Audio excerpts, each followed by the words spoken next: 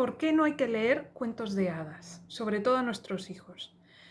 A ver, los cuentos de hadas representan la sabiduría popular, que hubo unos cuantos autores, tipo Hans Christian Andersen, los hermanos Grimm, estoy hablando de los clásicos, eh, que luego se han reescrito y se han reeditado en millones de versiones de cuentos para niños, en películas, en series, en fin, infinito.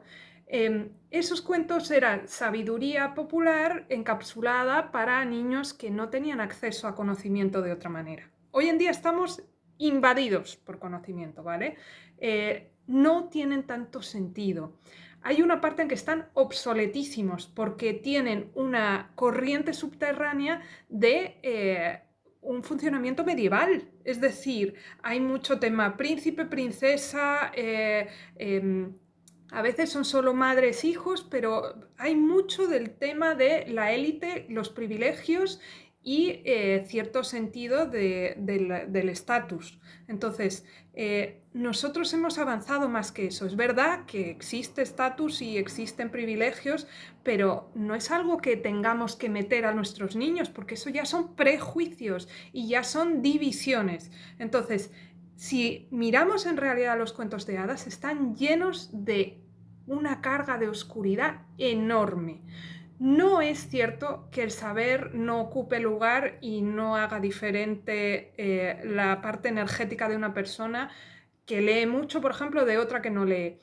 Primero hay que saber que hay cierto tipo de naturaleza de una persona que le lleva a leer porque ha nacido con esa historia de acumular conocimiento. Y hay otros que hemos nacido con la parte de crear conocimientos o crear cosas, y hay otros que les es indiferente el conocimiento y que han venido a un tema más físico o más de otro tipo. Entonces, las personas que leen mucho a nivel energético sí que cargan con todas las historias que leen. Pero claro, un niño viene sin manipular y como sin marcas. Si nosotros le metemos cuentos de hadas, de esos clásicos, ya sean refritos, me da igual, cuento de hada, no sabemos la cantidad de códigos encubiertos que les estamos metiendo, que les conectan con ancestros, con el linaje de un lado, con el linaje del otro. Si me seguís sabéis que yo soy consteladora, pero también rehuyo de la carga del árbol, sobre todo que hay que intentar tener mucho cuidado porque estos cuentos muchas veces son profecía autocumplida. Es verdad que hablan de un cierto tipo de molde de realidad que nos puede hacer entender el molde de realidad de una época incierta, dolorosa y difícil, porque de eso es de lo que hablan los cuentos y todo, de conflictos. Pero fuera de esa historia de entendimiento, a los niños no hace falta meterles cuando no tienen conflicto y no tienen dolor, culpa o vergüenza, eso en el cuerpo. Es decir, muchas veces hablan de temas de sexualidad, afectividad, que ellos no necesitan vivirlos y entenderlos desde un cuento de hadas. Es muy peligroso para una psique, para un niñito limpio que viene con una energía súper nueva a estrenar, despertarle memorias de ancestras que vivieron un tema de abuso, que vivieron un tema de, yo qué sé, de servicialismo, abuso tipo Caperucita, que es un tema sexual, o un tema de abuso por parte de familia tipo La Cenicienta. Hay millones de historias de estas porque son muy clásicas, pero no nos damos cuenta de la cantidad de carga que tienen, la cantidad a veces, y esto para el que no lo sepa, de seres en otros planos, entidades que se aprovechan de ese encriptamiento que tenemos todos de conocer los mismos cuentos. Entonces, ellos con muy poco que hacen despiertan el cuento que tú ya tienes leído de pequeña o de pequeño, y entonces somos muy fáciles de manipular porque entendemos muy bien lo que ya hemos visto de pequeños, que son arquetipos, es decir, funcionamientos, personajes prototípicos que si los vemos fuera a uno vamos a encarnar el otro, o sea, vamos a repetir la peliculilla. ¿Por qué? Porque si la hemos mamado de pequeños, esa película está en nosotros viva, y esa película, a nada que nos pongan A y B, nosotros vamos a sacar C, porque es que ya lo sabemos, que está metido y asociado en nuestras células. Entonces, no leamos cuentos de hadas tan arcaicos y que nos lleven al pasado, porque intoxican. Hay varias cosas de las que hacen que son nefastas. Primero, alienan, no lo sé decir, nos alejan de nuestra sexualidad a nivel sano. O sea, lo hacen, como están hechas para niños, hacen como que la sexualidad sea difícil, dura y oscura. ¿Por qué? Pues porque era una manera de prevenir de las dificultades que podían encontrar cualquier chavalillo o chavalilla al ser adolescente, pero les están previniendo de más. Esto es un tema de cuando tú creas un miedo y creas una necesidad de estar a la defensiva y al final el ataque viene. ¿Por qué? Porque si tú lo estás sintiendo en el cuerpo, creas esa realidad de ataque. ¿Vale? Aquí todo es vibración y resonancia. Yo no voy a salir de ahí. Somos vibración y creamos desde la resonancia. Entonces, quitemos ese input negativo de cuando somos pequeños en los cuentos de hadas, sobre todo si ya tenemos hijos.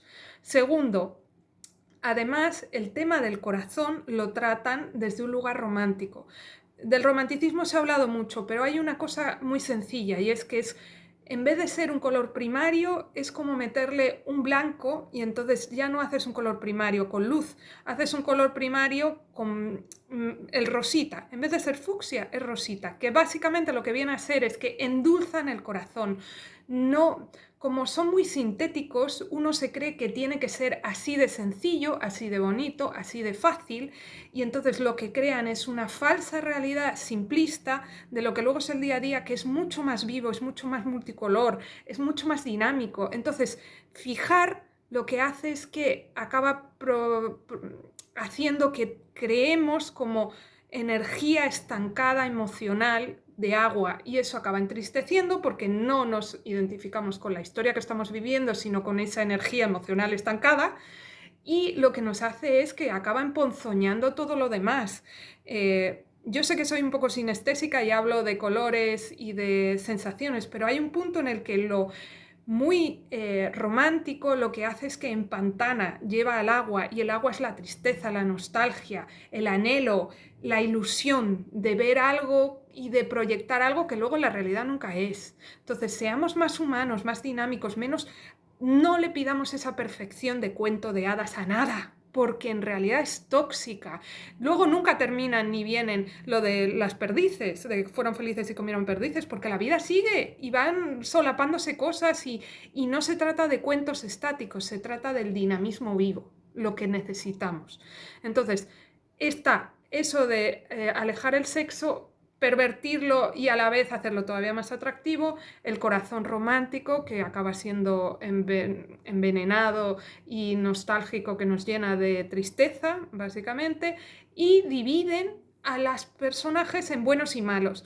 ¿Por qué? Porque la dualidad ayuda a entender las cosas. Pero ¿qué pasa? Que la dualidad también nos separa. Porque si tú proyectas tu cuento en lo de afuera, tú te pones en el bueno, existirá siempre malos. Y entonces habrá personas que encarnen eso malo si todo el mundo estamos enchufados en la misma realidad que divide a las personas en buenas y malas.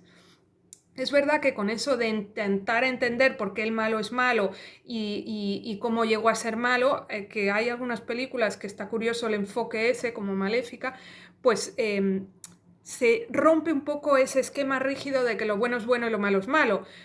Pero es verdad que nos polariza, nos polariza. Y otra vez división, esta vez no es élite arriba y abajo, pero es división bueno-malo. Y no, tenemos que llevarlo todo al centro. ¿Por qué? Porque desde el centro es de donde uno integra las cosas. Los cuentos es verdad que sirven para entender en qué película igual ya estás metido y poder salir de ahí, pero si te los cuentan antes de que hayas entrado en ninguna película, te están programando para que esa película exista o para que te puedan manipular a través de esa película. Entonces, no leamos cuentos. Lo que tenemos que hacer es aceptar lo natural, conectarnos con lo sagrado y liberarnos de prejuicios.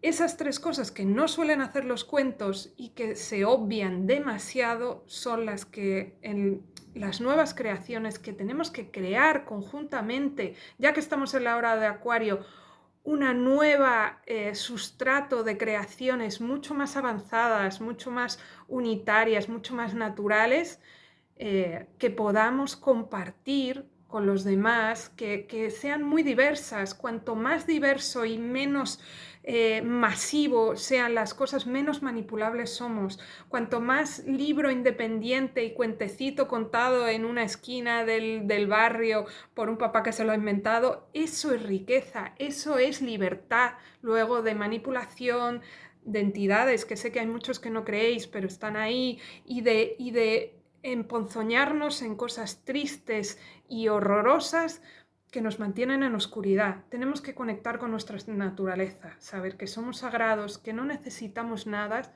y sobre todo no reprogramar a los niños con cosas que están absolutamente obsoletas y que son muy nocivas a la larga.